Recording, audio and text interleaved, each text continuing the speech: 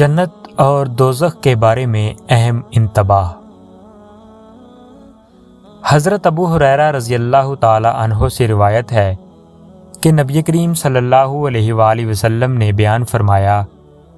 جب اللہ نے جنت کو بنایا تو اپنے مقرب فرشتے جبرائیل علیہ السلام سے فرمایا کہ تم جاؤ اور اس کو دیکھو کہ ہم نے اس کو کیسا بنایا ہے اور اس میں کیسی کیسی نعمتیں پیدا کی ہیں۔ چنانچہ وہ گئے اور انہوں نے جا کر جنت کو اور راحت و لذت کے ان سامانوں کو دیکھا جو اللہ تعالیٰ نے اہل جنت کے لیے اس میں تیار کیے ہیں، اور پھر حق تعالیٰ کے حضور میں حاضر ہوئے اور عرض کیا کہ خداوند، آپ کی عزت و عظمت کی قسم، آپ نے جنت کو ایسا حسین بنایا ہے کہ میرا خیال ہے کہ جو کوئی بھی اس کا حال سن پائے گا وہ اس میں ضرور پہنچے گا، یعنی اس کا حال سن کر وہ دل و جان سے اس کا طالب بن جائے گا، اور پھر اس میں پہنچنے کے لیے جو اچھے اعمال کرنے چاہیں وہ پوری مستعدی کے ساتھ وہی اعمال کرے گا، اور جن برے کاموں سے بچنا چاہے ان سے پوری طرح بچے گا،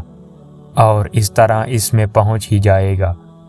پھر اللہ تعالیٰ نے اس جنت کو سختیوں اور مشقتوں سے گھیر دیا،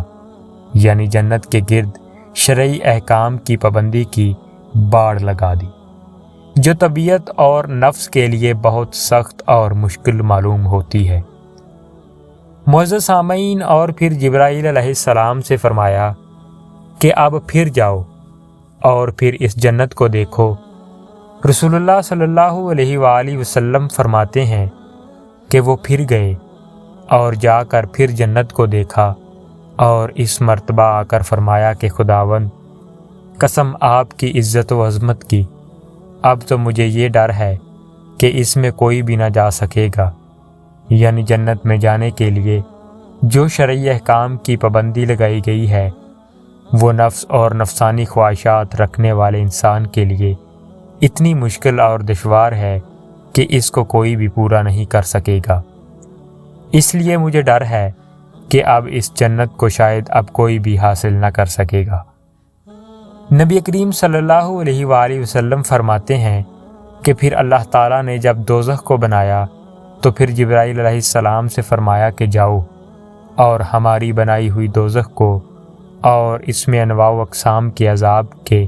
جو سامان پیدا کیے ہیں ان کو دیکھو۔ چنانچہ وہ گئے اور جا کر اس کو دیکھا اور عرض کیا کہ خداوند، آپ کی عزت کی قسم، آپ نے دوزخ کو تو ایسا بنایا ہے کہ جو بھی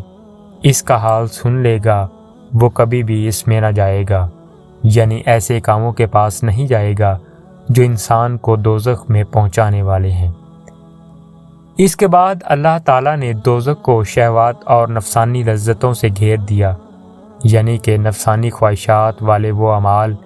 جن میں انسان کی طبیعت اور نفس کے لیے بڑی کشش ہے، جہنم کے گرد اس کی باڑ لگا دی گئی۔ اور پھر اللہ تعالیٰ نے جبرائیل علیہ السلام سے فرمایا، اب پھر جا کر اس دوزخ کو دیکھو۔ نبی کریم صلی اللہ علیہ وآلہ وسلم فرماتے ہیں کہ جبرائیل علیہ السلام پھر گئے اور جا کر اس کو اور اس کے گرد شہوات اور نفسانی لذتوں کی جو باڑ لگائی گئی تھی اس کو دیکھا، اور آ کر عرض کیا کہ خداوند، آپ کی عزت و جلال کی قسم،